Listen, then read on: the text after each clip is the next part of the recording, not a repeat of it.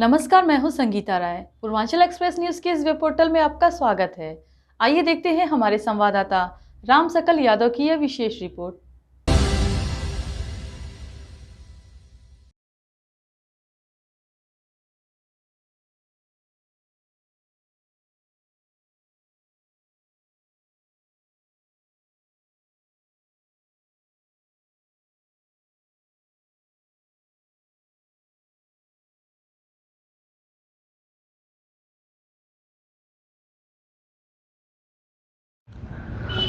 आजमगढ़ से एक अहम और सकारात्मक खबर आई है, जहां निराश्रित और बेसहारा गौवंश के संरक्षण को लेकर सरकार की योजनाएं अब जमीन पर असर दिखाने लगी हैं।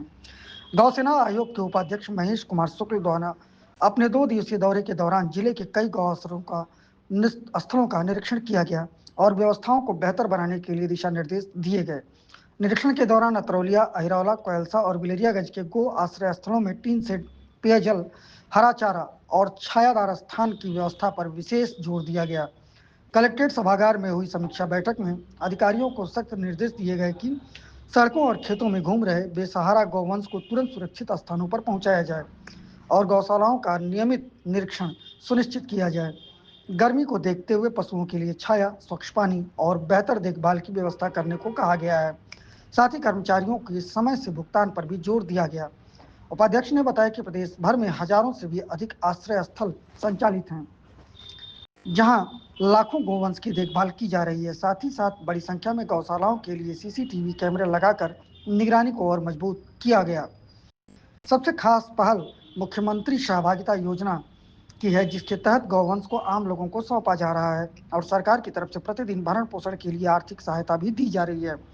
आजमगढ़ में भी इस योजना का असर साफ दिखाई दे रहा है, जहां हजारों गौवंश आश्रय स्थलों में सुरक्षित हैं और सैकड़ों गोपालक इस योजना से जुड़कर आय भी बढ़ा रहे हैं।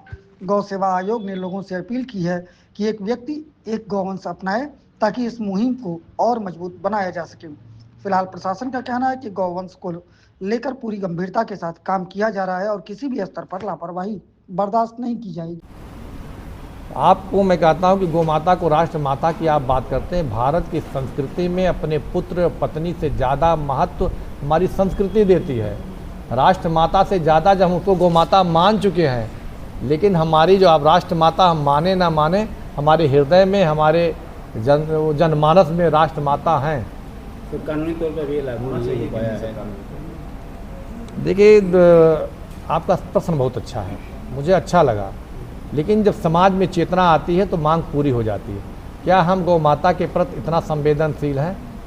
मैं कह रहा हूं कि 2020 के बाद जो गौशालाओं में गौ संरक्षित होने लगे, आज हम वीडियो इसलिए बनाते कहते हैं कि योगी के सरकार में ये है, ये हमारी जिम्मेदारी है। गाय माता हमारी, हमारे दरवाजे पर ये कोई गाय गिरी है, कोई गाय घायल है, तो समाज के लोग जो माता मानना चाहते हैं, राष्ट्र माता मानना चाहते हैं, राज माता मानना चाहते हैं, उनको उनकी सेवा में तत्पर हो जाना चाहिए।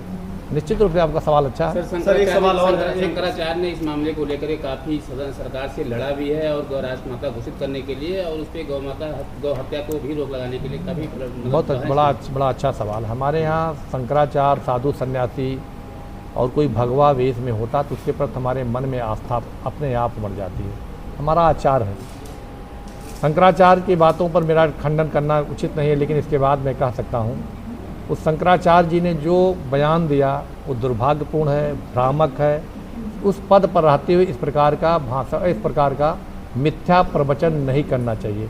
जिस शंकराचार्य ने कहा जब से योगी जी की सरकार बनी है, उत्तर प्रदेश में गौ मांस का निर्यात बढ़ा है, निराधार है, झूठ है, समाज को धोखा दिया जा रहा है, समाज इससे मर्माहत होता है। मैं कहना चाहता हूं कि उत्तर प्रदेश में आप मानते हैं कि नहीं मानते हैं कि गोवध पर प्रतिबंध है? आप मानते हैं कि नहीं मानते हैं? आप लोग है ना प्रतिबंध? उन राज्यों में जाते, केरल चले जाते, बंगाल चले जाते, वहाँ से मांग को शुरू करते, जहाँ की सरकार, जहाँ की जनता गौ माता को गौ माता मान चुकी है। वहाँ मिथ्या प्रवचन करना निश्चित रूप से मैं कह सकता हूँ किसी दूसरे लोगों के हाथ में खेल रहे हैं। सर, एक सवाल और है। आजमगढ़ के बहुत सारे ऐसे थाने हैं जहाँ पर खुद पुलिस के लोग गो तस्करी कराते हैं और ये इंटेलिजेंस से रिपोर्ट भी आप ले सकते हैं। बहुत सारी शिकायतें भी हुई है बहुत लंबे समय से। आपके जो गो सेवा करने वाले लोग हैं, उन लोगों ने भी बहुत बार शासन में शिकायत की है और मैं बता रहा हूँ कि बॉर्डर क्षेत्र के बहुत सारे थाने अनुबंध करेंगे।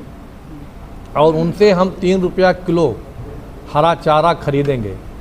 कोई व्यक्ति अगर हरा चारा नेपियर, चरी, बरसीन कुछ बोया है तो निकटतम गौशाला से संपर्क करेंगे, वहाँ के सचिव से संपर्क करेंगे और उनको अगर देंगे हरा चारा तो उसका वो पेमेंट भी करेंगे। दान करना चाहते हैं तो उसके लिए भगवान की कृपा रहे, लेकिन दान ना करना चाहें पैसे से 3 रुपया प्रति किलो हिसाब से गौशाला आपको पेमेंट करेगी।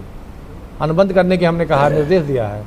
सर, जिस तरह से 1090 और 112 तक नंबर अलॉट किए गए हैं, क्या इस तरह की सूचना अगर किसी नंबर पे दी जाए जहां गायों को इस तरह से गौवंश मिलते हैं या फिर छोड़े जाते हैं, तो उनके लिए कुछ कोई नंबर अलॉट होना चाहिए कि मैं सूचना ग्रामीण अंचल पर दिया जाए? 1962 नंबर है, लेकिन होता क्या है, कुछ व्यवहारिक सोचिए। रात को 12 बजे आपके दरवाजे पर 2 गोवंश मिल गए तो सबसे पहले हमारी चेतना जगना चाहिए, उस गोवंश को हम संरक्षित करें, चूनी चोकर पानी उनको पिलाएं, अपने दरवाजे पर रखें और सुबह सूचना दें और कोई ना कोई जिम्मेदार अधिकारी कर्मचारी उसकी व्यवस्था करेंगे।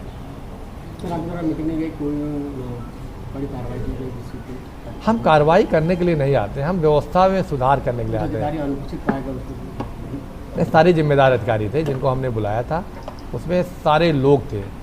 आज देखिए, आप माननीय मंत्री, आपके यहाँ प्रभारी मंत्री भी आपके जनपद में, उसके बाद भी आप विचार करिए, इतनी व्यस्तता में हमारे सारे अधिकारी कर्मचारी इस बैठक में 2 घंटा आकर समीक्षा कराए और उस पर जो सरकार की नीतियाँ उससे अक्षरता पालन करने का आश्वासन दिए।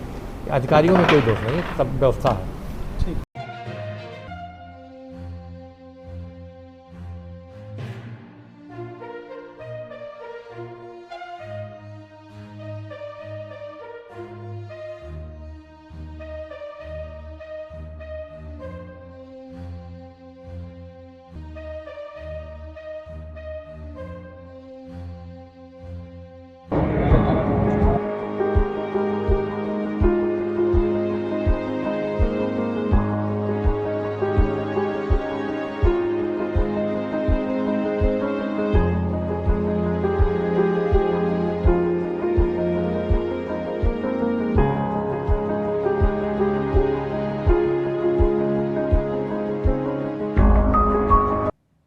अगर आपको हमारी खबर पसंद आई हो तो हमारे चैनल को लाइक, सब्सक्राइब और शेयर जरूर करिए।